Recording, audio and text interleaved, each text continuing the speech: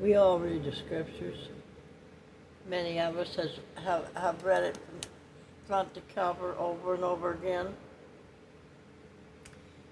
And there's a specific thing in there that says be in the world, but not of the world. And that can mean a whole lot of different things to a whole lot of different people. But here we are in society, civilization, people coming together to make life easy for everybody.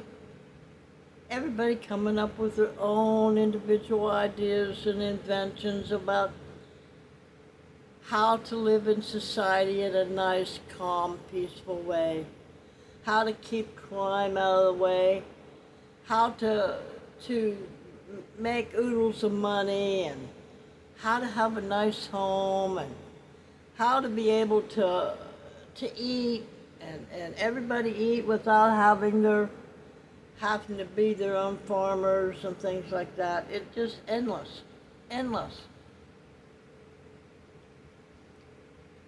And now here we are in a day and age, us as humans. Now they're saying that there were centuries ago civilizations that already had all this technology and already went through all of this, and it all got reset, and we're living on top of all those empires. But let's forget about what it used to be and what it is now. We can't hardly move anymore. We can't hardly breathe anymore. I mean, think about it. There's some places that other countries that don't have air conditioning, and I for one wish that we could live without air conditioning. Now I'm sitting here with 3 fans on. I live in a camper, and I chose to live in a camper, but it's getting harder and harder and harder to live in a camper, especially with my age. Now, I grew up with no air conditioning. We grew up for a while with no telephone, no landline. If we needed an emergency, us kids would run down to the neighbors and call whatever we needed to call from our neighbor. Now, had our neighbor not had anything, we'd have been up the creek without a paddle. But here we are in a day and age where somebody out there, and it might not be anybody in particular, that controls humanity, controls civilization, controls all the limits of what we can do and what we can't do, and in order to keep the human race safe, keep your neighbor safe, keep you safe, and that's everything that's the excuses they use. Well, now they introduced the ultimate technology, and we almost can't do anything at all without it.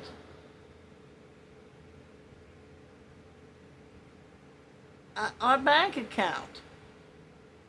They tell us what we can take out in a day's time of our bank account. And now I ask you, I mean, these tellers, if you're going to go in and draw so much money out, well, why do you want it? Well, that's none of your business why I want it. Well, yeah, it is. We got to know why you want it. When you order something online, and they get used to that bank, that AI that's running that technology where you've got your app, and you order something and you use your card or your bank account, well, did you order that? Well, we're suspicious, so we don't know as you ordered that, so we're not going to allow you to do this until you tell us that that's you doing that. Very inconvenient for you, because if you went on vacation and you're using your bank account and you're in Tahiti someplace and you didn't, I don't even know if you can tell your bank account, tell that app that you're on vacation, this is where you're going to be. And you're buying something in Tahiti that you've never bought on your card or on your bank account, and it's going to come up like as if somebody stole your card, and if you don't answer within a certain amount of time, they won't approve that purchase. And of course, naturally, what a lot of people don't know and don't understand is that if, of course, your bank account, you have to have an email to have a bank account. And they'll send you different things through your email and or text messages or a phone call. So you have to have a phone number in there too. So you set yourself up to get messages. Well, the email will send you, because your bank is always upgrading, always making changes, new policies, new rules. And if it sends you an email saying that you got a statement, and that if you agree to everything, so a lot of people don't even go in and look at the statement, that if you don't agree with our rules and regulations, then you can no longer use the bank app. But if you don't do anything, they'll just assume that you agree with everything, and you go on, and the changes have been made to saying, well, you can only get $100 out in a day, whatever the change would be, and you don't know it. So these apps, these bank accounts, are basically running our lives.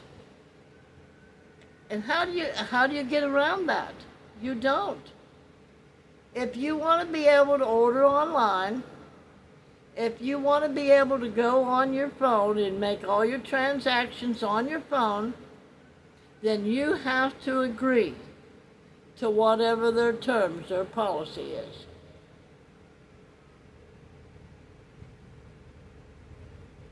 We have no other option other than to just drop it and not do it, and then you don't get your money. You gotta have a bank account anymore. And a lot of employees are doing direct deposit. They don't do checks anymore. You just can't go to the bank and cash your check like you used to be able. Social Security, we have to have direct deposit to get our money. So that means we either have to have a direct card or we have to have a bank account.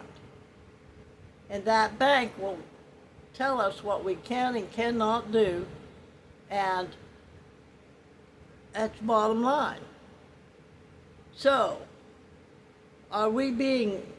is that like the mark of the beast, what they're talking about?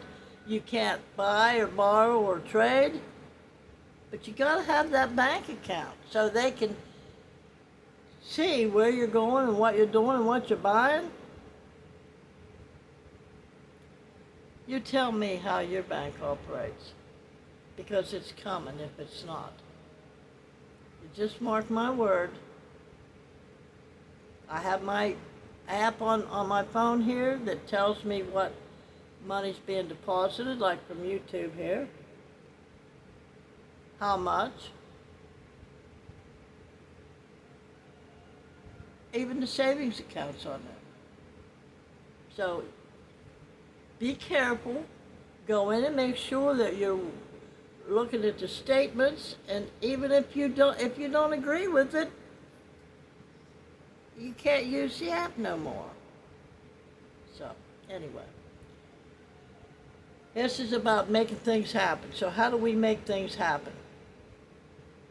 Well, we got to believe that we can make it happen, that things are going to get in the direction that we want them to be.